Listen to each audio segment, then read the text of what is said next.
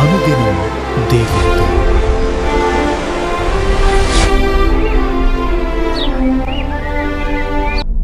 Praise the lord. అనుదినం దేవునితో అనే కార్యక్రమాన్ని చూస్తున్న మీ అందరికీ మన ప్రభు అయిన రక్షకుడైన యేసుక్రీస్తు ఘనమైన నామంలో వందనాలు. ఈ ఉదయకాలం దేవుని వాక్యం చూసుకుందాం. యోనా గ్రంథం 1వ అధ్యాయం 12-13 వచనాలు. నన్ను బట్టియే ఈ గొప్ప తుఫాను మీ మీదికి వచ్చెనని నాకు తెలిసి ఉన్నది. నన్ను ఎత్తి సముద్రంలో పడవేయుడి, అప్పుడు సముద్రము మీ మీదికి రాకుండా నిమ్మలించునని అతడు వారితో చెప్పినను. వారు ఓడను దరికి తెచ్చుటకు తెడ్లను బహుబలముగా వేసిరి గాని గాలి తమకు ఎదురై తుఫాను బలము చేత సముద్రము పొంగి ఉండుట వలన వారి ప్రయత్నము వ్యర్థమాయను. ఇది ఒక ప్రవక్త యొక్క యథార్థమైన ఒప్పుకోలు. ఇర్మియాలాగా, యెషయాలాగా ఈయన పరిపక్వమైన వాడు కాకపోయినా దేవుడు ఈయనతో మాట్లాడుతూ ఉన్నాడు. దేవుడు నీతో మాట్లాడినప్పుడు నీవు ధన్యుడు అవుతావు. దేవుడు తన వాక్యంతో, తన వాక్కుతో నిన్ను సంధిస్తున్నప్పుడు నీవు ధన్యుడు. ఇక్కడ ప్రవక్త అయినటువంటి యోనాతో దేవుడు నినవే పట్టణానికి వెళ్ళి ప్రకటించమని చెప్తే దేవుని మాటకు అవిధేయత చూపి తర్షీసుకు పారిపోతున్నాడు. దేవుని మాటకు అవిధేయత చూపించినందుకు ఆపదలో పడ్డాడు. తన తోటి వారికి అపాయాన్ని కలిగిస్తున్నాడు.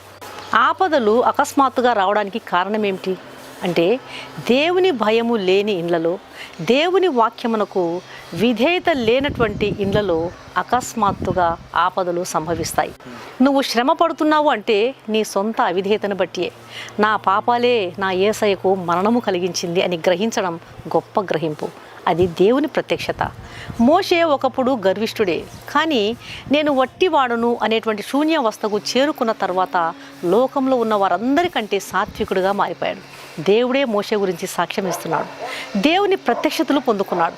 తాను ఐగుప్తు దేశంలో నేర్చుకున్న వాటన్నిటినీ వదిలేశాడు. అప్పుడు దేవుడు మోషేకు తన సత్యాన్ని నేర్పించాడు.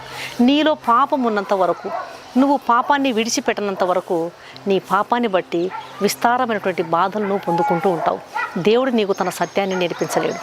నువ్వు ఐగుప్తు అలవాట్లు మానుకుంటే ప్రభు తన మార్గాన్ని, తన సత్యాన్ని నీకు బోధిస్తాడు. నువ్వు ఒక పక్క సిగరెట్ కాలుస్తూ నాకెందుకు ఇన్ని బాధలు, దేవుడా నీకే ప్రార్థిస్తున్నాను కదా, నాకెందుకు నువ్వు మేలు చేయడం లేదు అనడం తప్పు. నీ పాపములలో నీవు జీవించి ప్రార్థించడం ఇంకా తప్పు. నువ్వు దేవుని చిత్తమునకు విరోధంగా ప్రవర్తించినప్పుడు ప్రకృతి కూడా నీకు విరోధం అవుతుంది. నీ అవిధేయత వలన, నీ పాపము వలన నువ్వు బాధపడడం మాత్రమే కాదు, ఇతరులు కూడా నీ వలన బాధపడతారు. నీ తప్పుడు నిర్ణయాల వలన, నీ తప్పైన ప్రయాణాల వలన, తప్పైన ఆలోచన వలన నీ భార్యో, భర్తో, నీ పిల్లలో, నీ ఇంటివారు బాధపడతారు, నష్టపడిపోతారు. కొన్ని సంఘాలలో దేవుని వార్తను సరిగా అందించలేని సంఘాలలో పోట్లాటలు, కోర్టు కేసులు జరుగుతున్నటువంటి క్రైస్తవ సంఘాలలో ఎంత నిర్జీవమై ఉన్నవి. అక్కడ కుదరని రోగాలు క్రైస్తవులను బాధిస్తున్నాయి. కోర్టు కేసులు వారిని బాధిస్తున్నాయి. సంఘమంతా కూడి ఏకాత్మతో ప్రార్థిస్తే అద్భుతాలు జరగాల్సినటువంటి స్థలం, రోగాలు, వ్యాధులు, బంధకాల నుంచి విడిపించబడాల్సినటువంటి స్థలం పోట్లాటలతో, ప్రతీకారంతో నిండిపోతే అట్టి స్థలాలు ఎవరికేం మేలు చేయలేవు. ఆత్మతో, దేవుని శక్తితో వాక్యం అందించబడినప్పుడు అది నీ శరీరాన్ని, ఆత్మను స్వస్థపరుస్తుంది. తల్లిదండ్రులు తమ పాపాలను దీనంగా ఒప్పుకున్నప్పుడు పిల్లలు ఆరోగ్యంగా ఉంటారు. వారు పోట్లాడుతూ ఉంటే పిల్లలు అనారోగ్యవంతులైపోతారు. యోనా తన విషయమై ఉన్నది ఉన్నట్లు చెప్పుకుంటున్నాడు. కాబట్టి నన్ను బట్టియే ఈ అపాయం మీ మీదకి వచ్చింది, నన్ను ఎత్తి సముద్రంలో పడవేయండి అని దీనంగా ఒప్పుకుంటున్నాడు.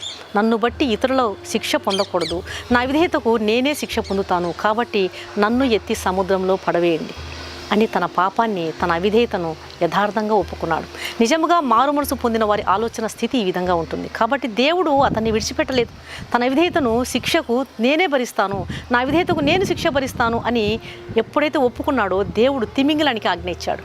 అది ఆ ప్రవక్తను మింగేసింది. ఏ డబ్బు ఖర్చు లేకుండా అది ఆయనను ఒడ్డుకు చేర్చింది. వెచ్చగా ఉండడానికి ఏ ఉన్ని దుస్తులు అక్కర లేకుండా చేప కడుపులో వెచ్చగా ఉన్నాడు. దేవుడు సెలవిచ్చినప్పుడు అది ఆయనను ఒడ్డున కక్కేసింది. మన అవిధేయతలను ఎప్పుడైతే మనం ఒప్పుకుంటామో కష్టదినాలను దేవుడు పోగొట్టి నెమ్మదితో దేవుడు మనల్ని ముందుకు నడిపిస్తాడు. కాబట్టి ఈ వాక్యం వింటున్నటువంటి నా ప్రియమైన దేవుని బిడ్డ, ప్రస్తుత పరిస్థితులలో నువ్వు ఎదుర్కొంటున్నటువంటి ప్రతికూల పరిస్థితులకు నీ అవిధేయత కారణమేమో, నీ పిల్లల అనారోగ్యానికి నీ పాపం కారణమేమో ఒకసారి గ్రహించు. దీనంగా వాటిని ఒప్పుకో. ప్రభువు యోనాకు తన కృప చూపించినాడు. అతన్ని వదిలిపెట్టలేదు, నిన్ను కూడా విడిచిపెట్టడు. తప్పకుండా నీకు సహాయం చేస్తాడు. దయచేసి నీ భార్య విషయంలో, నీ పిల్లల విషయంలో, నీ కుటుంబం విషయంలో, నీ భర్త విషయంలో ఏదైనా సరే మేలు జరగలేకపోవడానికి కారణం నీ పాపము, నీ అవిధేయత ఉండొచ్చు. కాబట్టి వాటన్నిటిని దేవుని సన్నిధిలో ఒప్పుకున్నట్లయితే యోనాలాగా దేవుని కృపకు నువ్వు పాత్రుడవుతావు. తప్పకుండా ప్రభుని కృప చూపిస్తాడు. కళ్ళు మూసుకోండి, ప్రార్థన చేస్తాం. పరిశుద్ధుడైన మా ప్రియ పరలోకపు తండ్రి, ఉదయకాల సమయంలో నాయన మీరు ఇచ్చినటువంటి శ్రేష్టమైనటువంటి వాక్యాన్ని బట్టి నీకు వేలాది స్తుతులు స్తోత్రాలు చెల్లిస్తున్నాం తండ్రి. నా ప్రియమైనటువంటి ప్రభువా, పరిపక్వతను మేము పొందకపోయినా నీ వాక్యంతో మాతో మాట్లాడి మమ్మల్ని సరిచేస్తున్నారు. దేవానికి స్తోత్రాలు. నీ ఆలోచన ఇచ్చి మార్గాలను సరిచేస్తున్నారు. మనిషి పశ్చాత్తాపడడానికి త్రోవ చూపుతున్నారు. అవిధేయత ఎంతటి నష్టాన్ని కలుగజేస్తుందో, మాతో ఉన్న వారికి ఎంత అపాయాన్ని కలుగజేస్తుందో తెలియజేస్తున్నారు. ప్రభువానికి వందనాలు నాయన. యోనా నీ మాటకు అవిధేయతను చూపి ఆపదలో పడ్డాడు. ఆపదలు అకస్మాత్తుగా రావడానికి కారణం దేవుని భయం లేకపోవడము, దేవుని మాటకు, దేవుని వాక్యానికి అవిధేయతను చూపడం అని తెలియపరిచారు. తండ్రి నీకు వందనాలు. మా దోషములు, మా పాపములే మా కుటుంబాలలో నెమ్మది లేని స్థితికి కారణమని గ్రహించే కృప దయచేయండి. ఈ వాక్యం వింటున్న ప్రతి ఒక్కరిని దర్శించండి. దుఃఖంలో ఉన్నవారిని ఓదార్చండి. ప్రతికూల పరిస్థితులలో ఉన్నవారికి పశ్చాత్తాపాన్ని దయచేయండి. నీ కృపను పొందుకొనుటకు సహాయం చేయమని సర్వశక్తిగల క్రీస్తు నామములో అడిగి వేడుకుంటున్నాను తండ్రి. ఆమేన్. ఈ వాక్యం విన్న ప్రియమైన దేవుని బిడ్డలారా, దయచేసి దేవుని వాక్యం అనేకులు విని మేలు పొందే విధంగా దేవుని వాక్యాన్ని షేర్ చేయండి. ఛానల్ను సబ్స్క్రైబ్ చేసుకోండి. మీ ప్రార్థన అవసరాలను కామెంట్ సెక్షన్లో తెలియజేసినట్లయితే మీ కొరకు తప్పకుండా ప్రార్థన చేస్తాను. ఈ వాక్యం విన్న మీలో ఇంకా రక్షణ పొందని వారు ఎవరైనా ఉన్నట్లయితే దయచేసి క్రీస్తు ప్రభువారికి మీ హృదయాన్ని ఇవ్వండి. నశించు దానిని వెదక రక్షించడానికి యేసుక్రీస్తు లోకానికి వచ్చాడు. మన పాపంలోనే మనం ఉండి చనిపోవడం ఆయనకి ఇష్టం లేదు. కాబట్టి పాపులను రక్షించడానికి ఆయన తన కలువరి శిలువలో పరిశుద్ధమైన రక్తాన్ని కార్చినాడు. ఆయన రక్తంలో కడుగుబడితేనే ఒక పాపికి రక్షణ, నిరీక్షణ, పాప క్షమాపణ. ఆయన ఇచ్చే ఉచితమైన రక్షణను స్వీకరించండి. ప్రభు మీ ఆత్మను రక్షించునుగాక. God bless you.